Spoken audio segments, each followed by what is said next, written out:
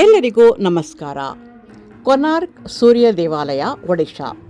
ಭಾರತದ ಅದ್ಭುತ ವಾಸ್ತುಶಿಲ್ಪದ ಸಂಕೇತವಾಗಿದೆ ಈ ದೇವಸ್ಥಾನ.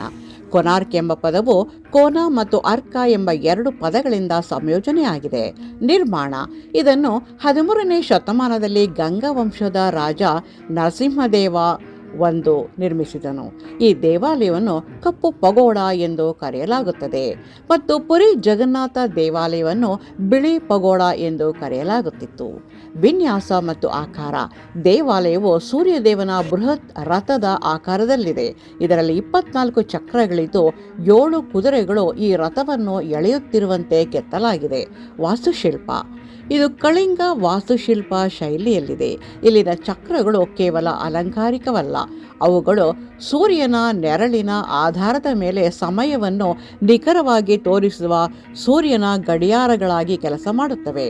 ಮಾನ್ಯತೆ: ಇದು ಯುನೆಸ್ಕೋ ವಿಶ್ವ ಪರಂಪರೆಯ ತಾಣವಾಗಿದೆ. ಪೌರಾಣಿಕ ಹಿನ್ನೆಲೆ: ಶ್ರೀಕೃಷ್ಣನ ಮಗ ಸಾಂಬನು ತನ್ನ ಕುಷ್ಠರೋಗ ನಿವಾರಣೆಗಾಗಿ ಇಲ್ಲಿ ಸೂರ್ಯದೇವನನ್ನು ಕುರಿತು ತಪಸ್ಸು ಮಾಡಿ ಗುಣಮುಖನಾದನು ಎಂಬ ನಂಬಿಕೆ ಇದೆ. ಪ್ರತಿಮಾಶಾಸ್ತ್ರ ಮತ್ತು ಕಾಮ ಪ್ರಚೋದಕ ಕೆತ್ತನೆಗಳಿಗೆ ಇಲ್ಲಿ ಪ್ರಸಿದ್ಧಿಯಾಗಿದೆ. ಇಲ್ಲಿ ಗೋಡೆಗಳ ಮೇಲೆ ಈ ಎರಡೂ ರೀತಿಯ ವಿಗ್ರಹಗಳನ್ನು ನಾವು ನೋಡಬಹುದು. ಸೂರ್ಯ ದೇವಾಲಯ ಎಂದು ಕರೆಯಲ್ಪಡುವ ಇದು ಒಡಿಶಾ ಶೈಲಿಯ ವಾಸ್ತುಶಿಲ್ಪ ಅಥವಾ ಕಳಿಂಗ ವಾಸ್ತುಶಿಲ್ಪದ ಶ್ರೇಷ್ಠ ವಿವರಣೆಯಾಗಿದೆ. ಕೊನಾರ್ಕ್ ಸೂರ್ಯ ದೇವಾಲಯವು ಒಡಿಶಾ ಪುರಿಯಲ್ಲಿ ಭಾರತದ ಪೂರ್ವ ಕರಾವಳಿಯಲ್ಲಿದೆ. ಇದು ರಾಜಧಾನಿ ಭುವನೇಶ್ವರದಿಂದ ಸುಮಾರು 65 ಕಿಲೋಮೀಟರ್ ದೂರದಲ್ಲಿದೆ. ಸೂರ್ಯದೇವನ ದೈತ್ಯ ರಥವೇ ಈ ದೇವಾಲಯ. 7 ಕುದುರೆಗಳ ಗುಂಪು ರಥವನ್ನು ಎಳೆಯುತ್ತಿರುವಂತಿದೆ. ಬೆಳಗ್ಗೆ, ಮಧ್ಯಾಹ್ನ, ಸಂಜೆ ಸೂರ್ಯನ ನೇರ ಕಿರಣಗಳು ಈ ದೇವಸ್ಥಾನದ ಮೇಲೆ ಬೀಳುತ್ತವೆ. ಪ್ರತಿ ವರ್ಷ ಫೆಬ್ರವರಿ ತಿಂಗಳಿನಲ್ಲಿ ಕೊನಾರ್ಕ್ ದೇವಾಲಯದಲ್ಲಿ ಉತ್ಸವ ನಡೆಸಲಾಗುತ್ತದೆ. ದೇವಾಲಯದ ಮೇಲ್ಭಾಗದಲ್ಲಿ ಅಯಸ್ಕಾಂತಗಳ ವ್ಯವಸ್ಥೆಯಿಂದಾಗಿ ವಿಗ್ರಹವು ಗಾಳಿಯಲ್ಲಿ ತೇಲುತ್ತಿತ್ತು ಎಂದು ನಂಬಲಾಗಿದೆ. ಸೂರ್ಯದೇವನು ಆ ಅಯಸ್ಕಾಂತದ ಕಾರಣದಿಂದಾಗಿ ಗಾಳಿಯಲ್ಲಿ ತೇಲುವಂತೆ ರಚನೆಯನ್ನು ಮಾಡಲಾಗಿತ್ತು. ಸೂರ್ಯನಿಗೆ ಸಮರ್ಪಿತವಾದ ದೇವಾಲಯವು ರಥದ ಆಕಾರದಲ್ಲಿದೆ. ಕೊನಾರ್ಕ್ ದೇವಾಲಯವು ಖಗೋಳಶಾಸ್ತ್ರಕ್ಕೆ ಸಂಬಂಧ ಹೊಂದಿದೆ. ಸೂರ್ಯನ ಮೊದಲ ಕಿರಣಗಳು ದೇವಾಲಯದ ಮುಖ್ಯ ದ್ವಾರದ ಮೇಲೆ ಬೀಳುತ್ತದೆ. ಅಷ್ಟೇ ಅಲ್ಲದೆ ನಿಖರವಾದ ಸಮಯವನ್ನು ಕೂಡ ತಿಳಿಸುತ್ತದೆ. ದೇವಾಲಯವನ್ನು ಸೂರ್ಯನ ರಥದಂತೆ ವಿನ್ಯಾಸಗೊಳಿಸಲಾಗಿದೆ. 12 ಜೊತೆ ಚಕ್ರಗಳು ವರ್ಷದ 12 ತಿಂಗಳುಗಳನ್ನು ಪ್ರತಿನಿಧಿಸಿದರೆ, ಅದನ್ನು ಎಳೆಯುವ 7 ಕುದುರೆಗಳು ವಾರದ 7 ದಿನಗಳನ್ನು ಸೂಚಿಸುತ್ತವೆ. ದೇವಾಲಯದ ಗೋಡೆಗಳ ಮೇಲೆ ನೃತ್ಯಗಾರ್ತಿಯರು, ಸಂಗೀತಗಾರರು, ಪ್ರಾಣಿಗಳು ಮತ್ತು ದೈನಂದಿನ ಜೀವನದ ದೃಶ್ಯಗಳನ್ನು ಅತ್ಯಂತ ಸೂಕ್ಷ್ಮವಾಗಿ ಕೆತ್ತಲಾಗಿದೆ. ಈ ಕೆತ್ತನೆ ಕೆಲಸವು ಅತ್ಯಂತ ಅದ್ಭುತವಾಗಿದೆ ಮತ್ತು ಇಂಟ್ರಿಕೇಟೆಡ್ ಡಿಸೈನ್ ಅಂದರೆ ಅತ್ಯಂತ ಸೂಕ್ಷ್ಮವಾದಂತಹ ಕುಸುರಿ ಕೆಲಸಗಳನ್ನು ಇದು ಒಳಗೊಂಡಿದೆ. ಇದನ್ನು ಬಹಳ ಗಮನವಿಟ್ಟು ನಾವು ನೋಡಬೇಕು. ಆ ಚಕ್ರದ ಮೇಲೂ ಕೂಡ ಆ ಕೆತ್ತಿರುವಂತಹ ಒಂದು ದೇವರ ವಿಗ್ರಹಗಳು ಮತ್ತು ಅದರ ಬಾರ್ಡರ್ನಲ್ಲಿ ಕೆತ್ತಿರುವಂತಹ ಅಲಂಕಾರಿಕ ಕೆತ್ತನೆಗಳನ್ನು ಕೂಡ ನಾವು ಗಮನವಿಟ್ಟು ಇಲ್ಲಿ ನೋಡಬಹುದು. ದೇವಾಲಯದ ಚಕ್ರಗಳು ಬಿಸಿಲ ಗಡಿಯಾರಗಳಾಗಿವೆ. ಚಕ್ರಗಳ ನೆರಳಿನ ಮೂಲಕ ನಿಖರವಾದ ಸಮಯವನ್ನು ತಿಳಿಯಬಹುದು.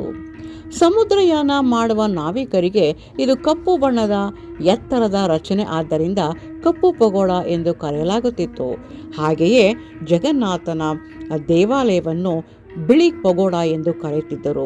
ಈ ನಾವಿಕರಿಗೆ ಇವೆರಡು ಕೂಡ ಅತ್ಯಂತ ಗಮನ ಸೆಳೆಯುವಂತಹ 2 ಕಟ್ಟಡಗಳಾಗಿತ್ತು ಅಥವಾ ದೇವಸ್ಥಾನಗಳಾಗಿತ್ತು. ಅದರ ಗುರುತಿನ ಮೇಲೆ ಅವರು ಹಡಗುಗಳನ್ನು ನಡೆಸ್ತಾ ಇದ್ರು. ಮ್ಯಾಗ್ನೆಟಿಕ್ ರಹಸ್ಯ: ದೇವಾಲಯದ ಮುಖ್ಯ ಗೋಪುರದ ಮೇಲ್ಭಾಗದಲ್ಲಿ ದೊಡ್ಡ ಕಾಂತೀಯ ಶಿಲೆ ಇತ್ತು. ಇದು ಹಡಗುಗಳ ದಿಕ್ಸೂಚಿ ತಪ್ಪಿಸುತ್ತಿತ್ತು. ಈ ದೊಡ್ಡ ಕಾಂತೀಯ ಶಿಲೆ ಸೂರ್ಯ ದೇವನನ್ನು ಕೂಡ ಒಂದು ಮೇಲೆ ಕೆಳಗೆ ಅಲ್ಲಾಡುವ ಹಾಗೆ ಅಥವಾ ನೇತಾಡುವ ಹಾಗೆ ಅದನ್ನು ರೂಪುಗೊಳಿಸುತ್ತಿತ್ತು. ಆದರೆ ಇದು ನಾವಿಕರಿಗೆ ಒಂದು ಕಷ್ಟದ ಕೆಲಸ ಆಗಿತ್ತು. ಗೋಪುರದ ಭದ್ರತೆಗೆ ಈ ಮ್ಯಾಗ್ನೆಟ್ ಸಹಾಯ ಮಾಡುತ್ತಿತ್ತು. ಆದರೆ ಈ ನಾವಿಕರಿಗೆ ಇದು ದಿಕ್ಕು ತಪ್ಪಿಸುತ್ತಿತ್ತು, ದಿಕ್ಸೂಚಿ ಕೂಡ ತಪ್ಪಿ ಹೋಗುತ್ತಿತ್ತು. ಹಾಗಾಗಿ ಅವರು ಈ ಮ್ಯಾಗ್ನೆಟಿಕ್ ಗೋಪುರವನ್ನು ನಾಶ ಮಾಡಿದರು ಅನ್ನೋ ಒಂದು ವದಂತಿ ಕೂಡ ಇಲ್ಲಿ ಇದೆ. ಅದು ಸತ್ಯವೂ ಕೂಡ ಆಗಿರೋದನ್ನು ನಾವು ನೋಡಬಹುದು. ಆದ್ದರಿಂದ ಈ ದೇವಾಲಯದ ಗೋಪುರವನ್ನು ನಾಶ ಮಾಡಿದರು.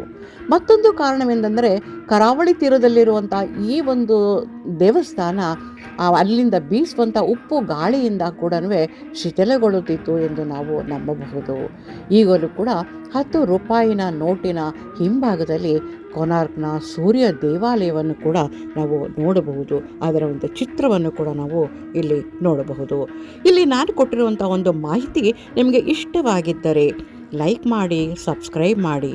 ಮತ್ತು ಇಲ್ಲಿಗೆ ಖಂಡಿತ ನೀವು ಒಮ್ಮೆಯಾದರೂ ಭೇಟಿಯನ್ನು ಕೊಡಲೇಬೇಕು. ಅಷ್ಟು ಅದ್ಭುತವಾದಂತಹ ಒಂದು ಸೂರ್ಯ ದೇವಸ್ಥಾನ ಇದಾಗಿದೆ. ನಮಸ್ಕಾರಗಳು. ನಿಮ್ಮ ಯಾವುದೇ ಒಂದು ಸಲಹೆ ಸೂಚನೆಗಳನ್ನು ನನಗೆ ನೀಡಬೇಕು ಎಂದು ನಾನು ಕೇಳ್ಕೊಳ್ತೀನಿ. ನಮಸ್ಕಾರ. ಒಂದೊಂದು ಚಕ್ರ ಮತ್ತು ಅಲ್ಲಿರುವಂತಹ ಒಂದು ಪ್ರಾಣಿಗಳ ಚಿತ್ರವನ್ನು ಕೂಡ ನಾವು ನೋಡ್ಕೊಳ್ತಾ ಹೋಗ್ಬೋದು.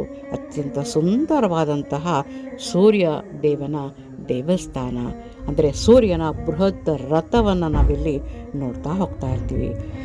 ಸಂದಣಿ ಕೂಡ, ಜನಗಳು ಅದನ್ನು ನೋಡಬೇಕು ಅಂತಲೇ ಕಾತುರತೆಯಿಂದ ಬರ್ತಾರೆ, ತಮ್ಮ ಚಿತ್ರಗಳನ್ನು ತೆಗೆಸ್ಕೊಳ್ತಾರೆ. ಒಟ್ಟಿನಲ್ಲಿ ಅಲ್ಲಿ ಒಂದು ಮನರಂಜನೆಯ ತಾಣವನ್ನಾಗಿ ಕೂಡ ಮಾಡ್ಕೊಂಬಿಟ್ಟಿದ್ದಾರೆ.